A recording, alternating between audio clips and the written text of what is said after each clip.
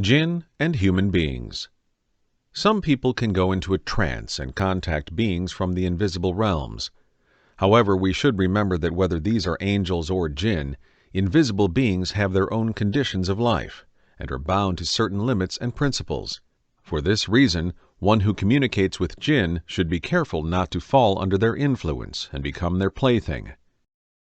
Some assert that Mirza Ghulam Ahmad of Qadian fell victim to such tricks.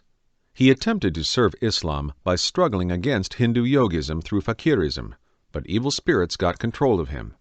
First, they whispered to him that he was a reviver of religion, then that he was the Mahdi, Messiah, and when he was finally under their influence and control, told him to proclaim that he was an incarnation of God. Sins and uncleanliness invite the influence of evil spirits and unbelieving jinn. People of a susceptible nature, who tend to be easily melancholical, and those who lead dissipated and undisciplined lives, are their primary targets. Evil spirits usually reside in places for dumping garbage or other dirty places, public baths and bathrooms. Jinn can penetrate a body even deeper than X-rays. They can reach into a being's veins and the central points of the brain. They seem to be like lasers, which are used in everything from computers to nuclear weaponry, from medicine to communication and police investigations, and to removing obstructions in our veins and arteries. So when we consider that Satan and jinn are created from smokeless fire that penetrates deep into the body, like radiation or radioactive energy, we can understand the meaning of the prophetic tradition, Satan moves where blood moves.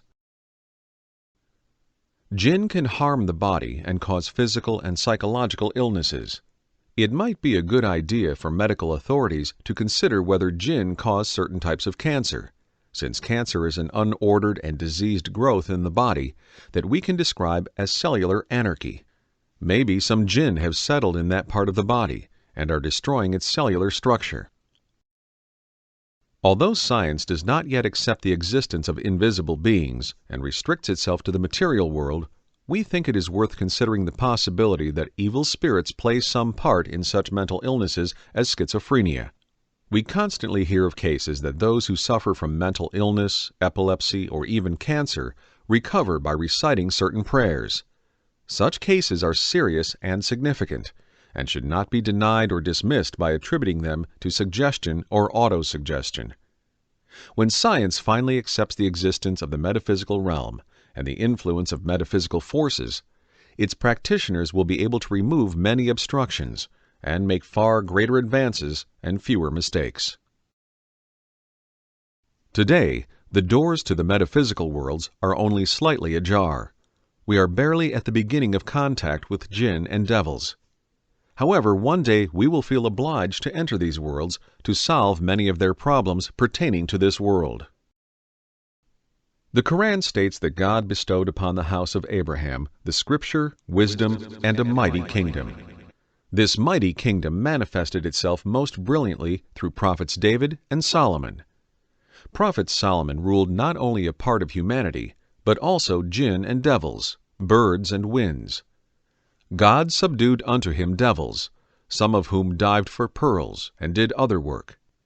Solomon had armies of jinn and birds, and he employed jinn in many jobs. They made for him what he willed: synagogues, fortresses, basins like wells, and boilers built into the ground. And wind was also subdued to him. Its morning course was a month's journey, and the evening course also a month's journey.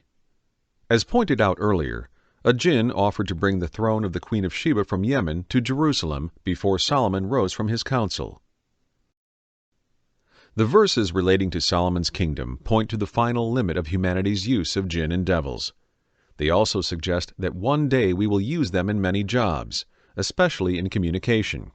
It is quite probable that they will also be employed in security affairs, mining, and metalwork, even in space studies and historical research.